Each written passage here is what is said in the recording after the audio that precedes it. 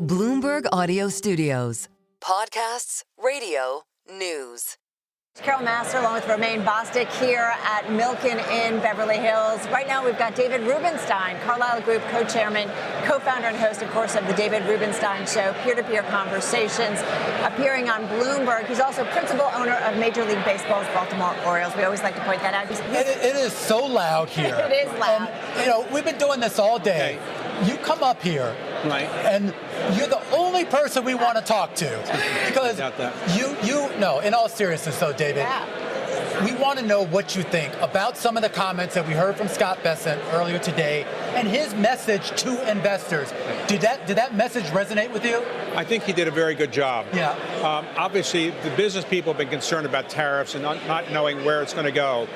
He came out and basically more or less repeated what he had said in the Wall Street Journal article today, which is there are three elements of the economic program. One is tariffs, the other is tax cuts, the other is deregulation. And I think he did a really good job of explaining why all three mesh together. Now, they have to get these things done, but if they can get the tax cut through, they can get the deregulation they want through, I think the business community will be reasonably happy. The tariffs is still a bit of a problem for the business community because they don't fully understand what the end game is. But I think Scott Bessent did a pretty good job. Obviously, Carlyle has a huge presence in Washington. You know how that city works. The business-friendly administration that was promised during the campaign, is that still intact, or is that still going to show up? I think the business community, by and large, is willing to give the Trump administration the benefit of the doubt. Because the business community, to the extent that business people tend to be CEOs and I'd say investors and Republican perhaps, they want to have this administration succeed. They're a little bit confused about the tariffs, but I think they're willing to give the benefit of the doubt to the administration. Now, the tax cut bill is what people are focused on, and I will interview on a Bloomberg show soon the chairman of the House Ways and Means Committee, Jason Smith. And they are getting ready to have hearings and mark up that bill. And whether that bill goes in the direction the business committee wants, we don't know. But I think tax cuts are what the administration thinks is going to happen.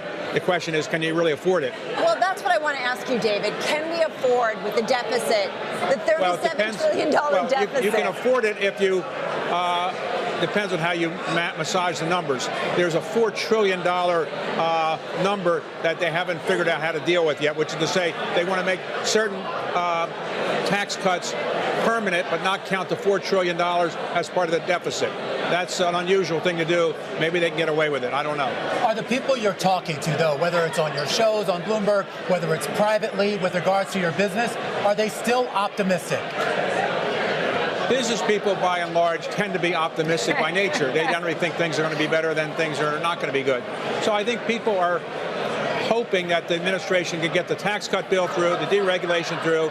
They hope that somebody can come along and get some of these tariffs agreements agreed to. I think Scott Bessent is a really smart guy. I think he's done a pretty good job so far representing the administration. I think he's their best voice on the economy, by far. Has anyone approached you about being involved in this administration, whether in a formal or informal role? I think that's not likely. This administration fired me from being chairman of the Kennedy Center, so I think probably I'm not the first choice. But no, I think my days of being in government are probably behind us. All right, David, really appreciate you stopping by. My pleasure. Thanks a lot. Here. David Rubenstein. You're a good sport. Thank you. Thank you so much. Carlyle Group co-founder and co-chairman, also, of course, the host of the show Peer-to-Peer Conversations right here on Bloomberg.